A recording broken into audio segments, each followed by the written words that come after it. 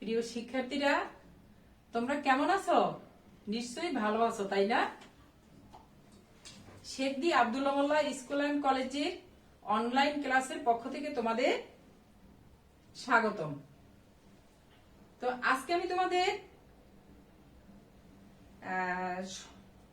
আমি তোমাদের সপ্তম শ্রেণী গার্হস্থ্য বিজ্ঞান প্রথম অধ্যায় গৃহ ব্যবস্থাপনা স্তর ও গৃহ সম্পদ নিয়ে আলোচনা করব। ভালো করে দেখো, সপ্তম শ্রেণীর গার্হস্থ্য বিজ্ঞান প্রথম অধ্যায় গৃহ ব্যবস্থাপনার স্তর ও গৃহ সম্পদ নিয়ে আলোচনা করব। তোমরা সবাই মনোযোগ সহকারে আমার পাঠ লক্ষ্য করো এবং সবাই বই সামনে নিয়ে বসো। কেমন? তো দেখো, আমার পরিচয়টা একটু জেনে নাও, এখানে আছে, তোমরা দেখে নাও। কেমন? আচ্ছা, এরপরে দেখো, গৃহ ব্যবস্থাপনা এই পাঠ থেকে আমরা আজকে যা যা শিখব। এই পাঠ থেকে আমরা শিখব কি, গৃহ কি তা জানতে পারবো, গৃহ সম্পদের শ্রেণী বিভাগ ও তালিকা তৈরি করতে পারবো। 3 নম্বরে হচ্ছে গৃহের কাজ সহজকরণের কৌশল প্রয়োগ করতে পারবো। আজকের পাঠ হচ্ছে গৃহ সম্পদ। এই গৃহ সম্পদ থেকে আমরা কি জানবো, গৃহ কি তা জানতে পারবো এবং গৃহ সম্পদের শ্রেণী বিভাগ ও তালিকা তৈরি করতে পারবো, আর হচ্ছে গৃহের কাজ সহজকরণের কৌশল প্রয়োগ করতে পারবো। তোমরা লক্ষ্য করো। এরপরে দেখো, তাহলে গৃহ কি? প্রথমে আমরা জেনে নেই গৃহ কি। গৃহ হচ্ছে ঘর। গৃহ সম্পর্কে তোমরা সবাই পরিচিত, আমরা তো আসলে ঘরেই থাকি, তাই না? গৃহ হচ্ছে ঘর। সে ঘর ছোট হতে পারে, বড় হতে পারে, কাঠের ঘর, টিনের ঘর, হ্যাঁ, তারপর হচ্ছে দেখো বিল্ডিং, যেরকমই হোক ঘর, এক কথায় ঘরকেই গৃহ বলা হয়। তো এই গৃহ ব্যবস্থাপনা, এই গৃহকে সুন্দর রাখার জন্য যে পরিকল্পনা করা হয় এবং কিভাবে গৃহকে সুন্দর রাখা যায় এবং মানে পরিবারে যারা আয় ইনকাম করে, আয় বাণিজ্য করে, সেই সম্পদ অর্থ দিয়ে কিভাবে গৃহকে সুন্দর সমৃদ্ধি রাখা যায়, এটাই হচ্ছে আজকে পাঠ, গৃহ ব্যবস্থাপনা। পারিবারিক গৃহ ব্যবস্থাপনার সংজ্ঞাটা কি দেখো, পারিবারিক লক্ষ্যসমূহ অর্জনের জন্য আমাদের যে সম্পদ আছে তার ব্যবহারে পরিকল্পনা, সংগঠন, নিয়ন্ত্রণ ও মূল্যায়ন করাকে এক কথায় গৃহ ব্যবস্থাপনা বলে। গৃহ ব্যবস্থাপনা হচ্ছে, আবার দেখো, পারিবারিক লক্ষ্যসমূহ অর্জনের জন্য, পরিবারের লক্ষ্যসমূহ অর্জনের জন্য আমাদের যে সম্পদ আছে, আমাদের একটা পরিবারে যতটুক সম্পদ আছে, এই সম্পদ তার ব্যবহার, এই সম্পদ যার যতটুক সম্পদ আছে, এই সম্পদটা যদি একটা পরিকল্পনা করে না নেওয়া হয়, তাহলে এলোপাথারি খরচা করলে যদি একটা পরিকল্পনা করে না নেওয়া হয়, তাহলে দেখা যায় মানুষ একটা সমস্যায় পড়ে যায়। এজন্য একটা পরিকল্পনা করে নিতে হবে। অর্জনের জন্য আমাদের যে সম্পদ আছে তার ব্যবহারের পরিকল্পনা, সংগঠন, নিয়ন্ত্রণ ও মূল্যায়ন করাকে এক কথায় গৃহ ব্যবস্থাপনা বলে। এরপরে দেখো, তো এই গৃহ ব্যবস্থাপনার স্তর, গৃহ ব্যবস্থাপনার 4টি স্তর। এই 4টি স্তরের প্রথম হচ্ছে দেখো পরিকল্পনা। 4টি স্তরের প্রথম হচ্ছে পরিকল্পনা, সংগঠন, নিয়ন্ত্রণ ও মূল্যায়ন। পরিকল্পনা, সংগঠন, নিয়ন্ত্রণ ও মূল্যায়ন। আমি একটা একটা আলোচনা করি, তোমরা খেয়াল দিয়ে শোনো। পরিকল্পনা, গৃহ ব্যবস্থাপনার প্রথম স্তর হলো পরিকল্পনা প্রণয়ন। গৃহ ব্যবস্থাপনার এই যে গৃহকে কিভাবে পরিচালনা করতে হবে, কিভাবে সুন্দর রাখতে হবে এবং কিভাবে অর্জিত সম্পদ দিয়ে তা সঠিকভাবে ব্যয় করে এবং জমা রেখে কিভাবে সংসার বা গৃহকে সুন্দর সমৃদ্ধ রাখা যাবে, এটা এই যে এই স্তরের প্রথম হচ্ছে পরিকল্পনা। প্রথম স্তর হলো পরিকল্পনা প্রণয়ন। যে কোনো কাজ করতে গেলে কাজটি কেন করতে হবে। পরিকল্পনা হচ্ছে যে কোনো কাজ করতে গেলে কাজটি কেন করতে হবে, কিভাবে করতে হবে ইত্যাদি সম্পর্কে চিন্তা ভাবনা করার নাম হচ্ছে পরিকল্পনা। গৃহের এই কাজটি কেন করতে হবে, কিভাবে করতে হবে ইত্যাদি নিয়ে যে চিন্তা ভাবনা করা হয়, সব কাজ করার আগে একটা চিন্তা ভাবনা করে নিতে হবে, একটা পরিকল্পনা করে নিতে হবে। এটাই হচ্ছে পরিকল্পনা। কেন করতে হবে, কিভাবে করতে হবে ইত্যাদি নিয়ে চিন্তা করাকেই পরিকল্পনা বলে। এটা হচ্ছে প্রথম স্তর। তাহলে দেখো দ্বিতীয় স্তর হচ্ছে দেখো সংগঠন। দ্বিতীয় স্তর হচ্ছে সংগঠন। পরিকল্পনার বিভিন্ন কাজের সংযোগ সাধন করার নাম হচ্ছে সংগঠন। এই পরিকল্পনার বিভিন্ন কাজের সংযোগ সাধন করার নাম হচ্ছে সংগঠন। গৃহ ব্যবস্থাপনার দ্বিতীয় স্তরে কোন কাজ কিভাবে করলে ভালো হবে।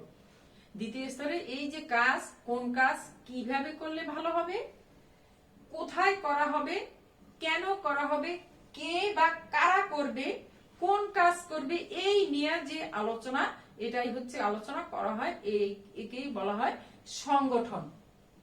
ঠিক করা হয়। এক কথায় কাজ, কর্মী ও সম্পদের মধ্যে সমন্বয় সাধন, এটাই হচ্ছে আসল কথা। কাজ এবং কর্মী এই সমন্বয় সাধন করাকেই বলা হয় সংগঠন। কেমন? তো আমরা প্রথমে পেলাম পরিকল্পনা, দ্বিতীয়টা হচ্ছে সংগঠন। এরপরে দেখো কি আছে, নিয়ন্ত্রণ। গৃহ ব্যবস্থাপনা প্রথম হচ্ছে সংগঠন, পরিকল্পনা, এরপরে হচ্ছে দেখো নিয়ন্ত্রণ।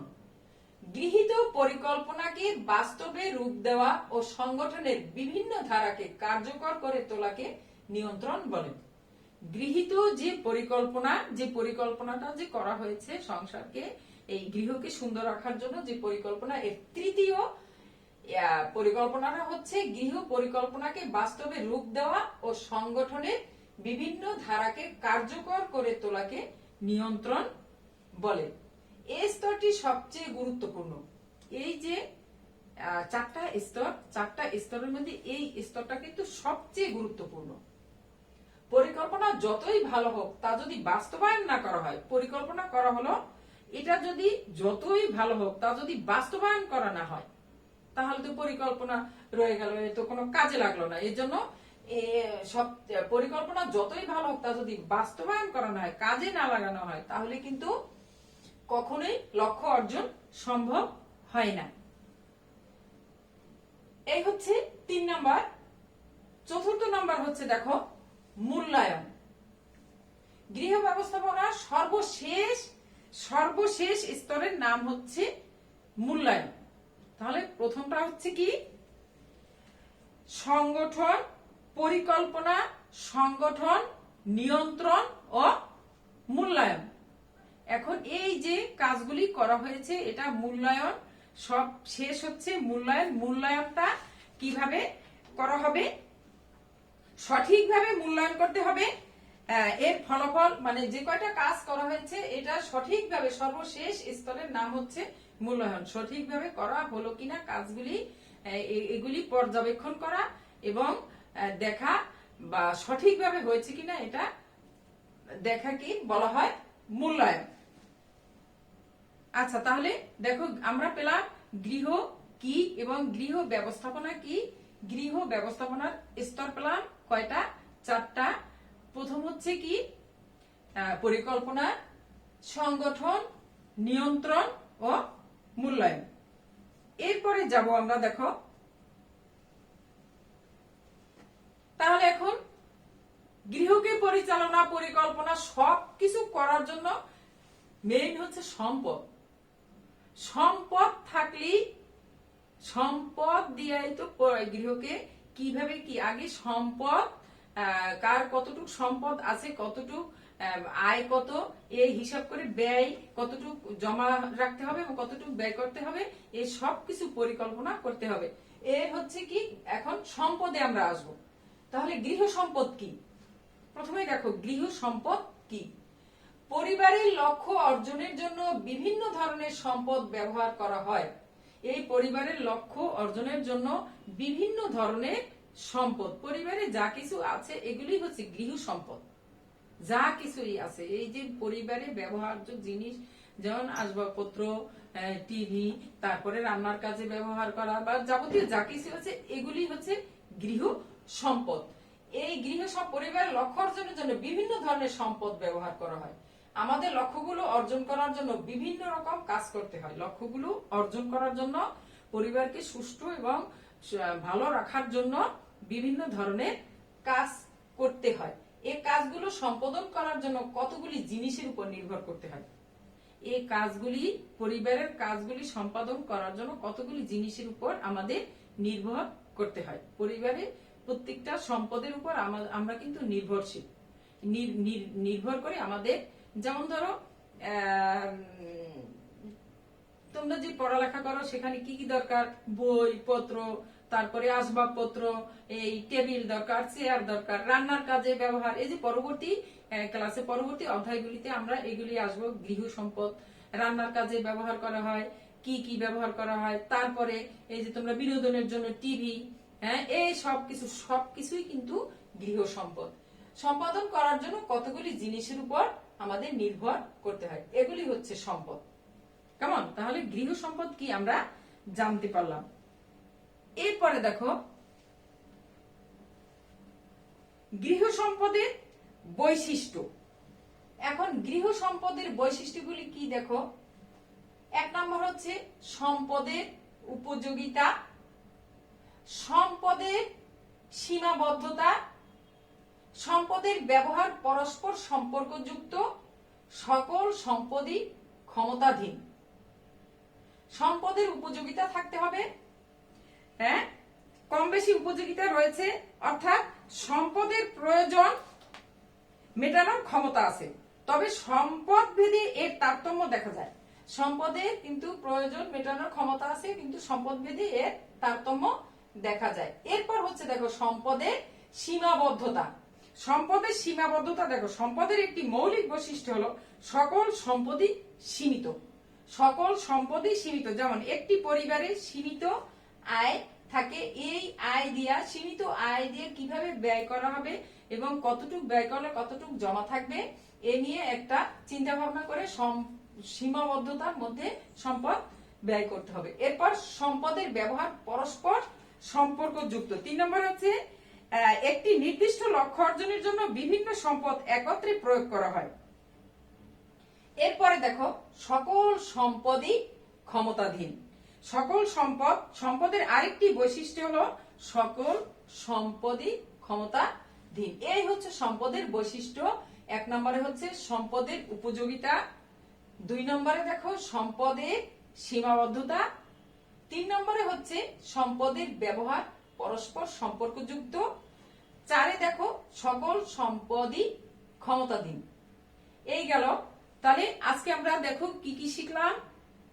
1 নম্বরে গৃহ কি আমরা জানতে পারলাম, এবং গৃহ সম্পদের স্তর গুলি জানতে পারলাম। স্তর 4টি, কি কি সে স্তর: পরিকল্পনা, সংগঠন, নিয়ন্ত্রণ ও মূল্যায়ন। এই 4টি স্তর নিয়ে আমরা জানতে পারলাম। এরপরে গৃহ সম্পদ কি এগুলি জানলাম, আর হচ্ছে সম্পদের বৈশিষ্ট্য। তোমরা, আমি যে পড়াটা আজকে তোমাদেরকে বুঝালাম, তোমরা ভালো করে বাসায় আবার তোমরা বই খুলে বইয়ের সাথে মিল করে তোমরা ভালো করে কিন্তু পড়বে। হ্যাঁ, তোমরা এই বছরের শুরু থেকে তোমরা ভালো করে পড়ালেখা করবে। যদি অবহেলা করো তাহলে তোমাদেরই ক্ষতি হবে। কিন্তু আমরা আবার স্কুলে, তোমরা এই যে করোনা পরিস্থিতি একদিন ঠিক হয়ে যাবে এরকম থাকবে না।